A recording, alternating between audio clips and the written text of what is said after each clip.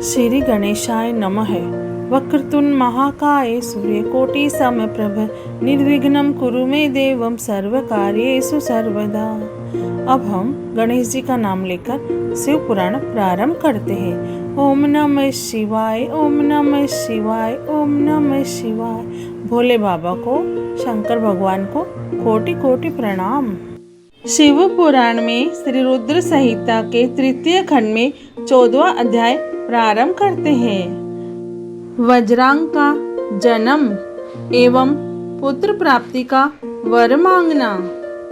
नारद जी कहने लगे, ब्रह्मा जी, तारकासुर कौन था जिसने देवताओं को भी पीड़ित किया, उन्हें स्वर्ग से निष्कासित कर दिया और स्वर्ग पर अपना एकाधिकार स्थापित कर लिया। कृपया मुझे इसके विषय में बताइए।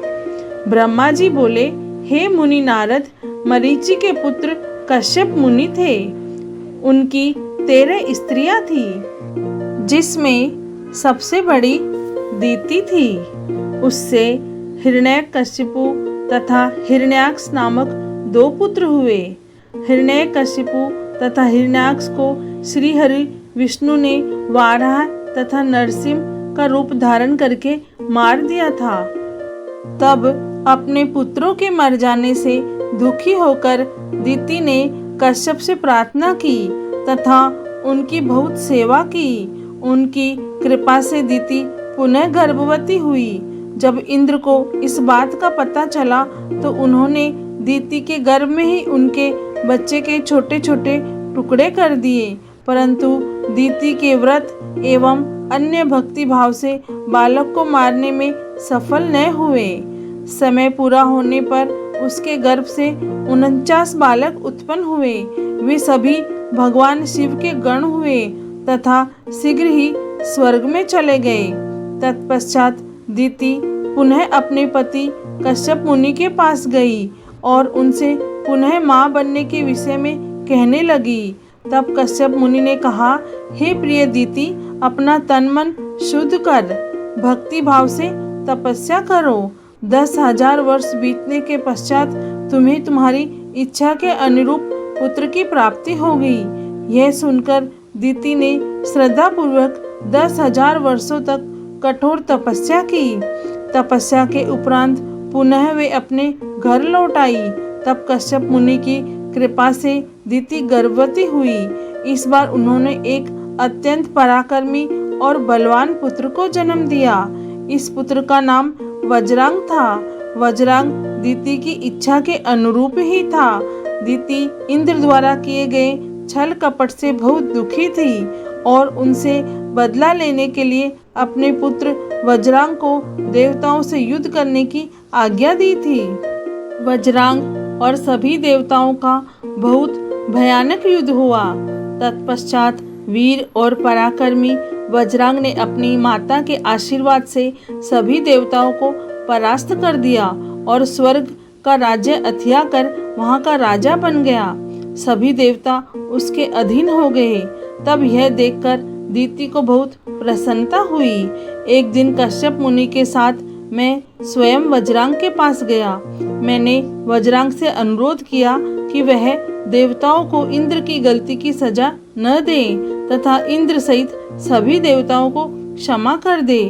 मेरे इस प्रकार कहने पर वज्रांग बोला, हे ब्राह्मण, मुझे राज्य का कोई लोभ नहीं है। मैंने इंद्र की दुष्टता के कारण ही ऐसा किया है। इंद्र ने मेरी माता के गर्भ में घुसकर मेरे भाइयों को मारने का प्रयत्न किया था। तभी मैंने इंद्र के राज्य को जीतकर उसे स्वर्ग से निष्कासित कर दिया है। भगवान, मुझे भोग विलास की भी कोई इच्छा नहीं है। इंद्र सहित सभी देवता अपने अपने कर्मों का फल भोग चुके हैं। अब मैं स्वर्ग का राज्य इंद्र को वापस सौंप सकता हूँ। मैंने अपनी माता की आज्ञा मानकर यह सब किया है। प्रभु, आप मुझे सार तत्व का उपदेश दे जिससे मुझे सुख की प्राप्ति हो।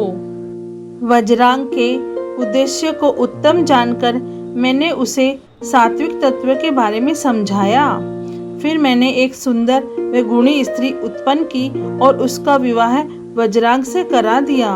वज्रांग ने अपने सभी बुरे विचारों का त्याग किया, परंतु उसकी पत्नी के हृदय में बुरे विचारों का ही मानो साम्राज्य था। उसकी पत्नी ने उसकी बहुत सेवा की। तब प्रसन्न होकर वज्रांग ने कहा, हे प्राणप्रिया, तुम क्या चाहती हो? मुझे बताओ, मैं तुम्हारी इच्छाएं अवश्य पूरी करूंगा।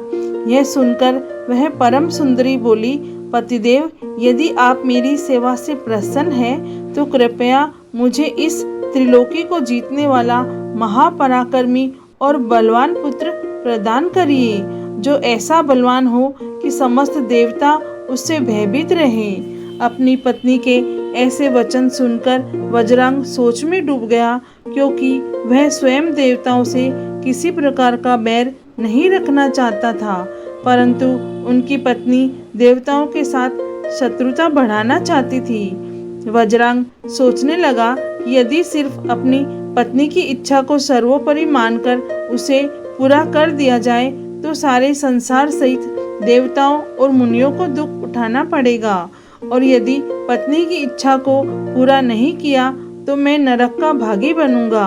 तब इस धर्म संकट में पड़ने के बाद उसने अपनी पत्नी की अभिलाषा को पूरा किया। अपनी पत्नी की इच्छा अनुसार पुत्र प्राप्त करने हेतु वज्रांग ने बहुत वर्षों तक कठोर तपस्या की। मुझसे वर प्राप्त कर अत्यंत हर्षित होता हुआ वज्रांग अपनी पत्नी को पुत्र प्रदान करने हेतु अपने लोक में चला गया। शिव पुराण में श्री रुद्र संहिता के तृतीय खंड में 14वां अध्याय पूर्ण हुआ। ओम नमः शिवाय, ओम नमः शिवाय, ओम नमः शिवाय। हे भोलेनाथ, हे शिव शंभु, हे माता पार्वती, आपको कोटि कोटि प्रणाम और कोटि कोटि धन्यवाद। जय भोलेनाथ।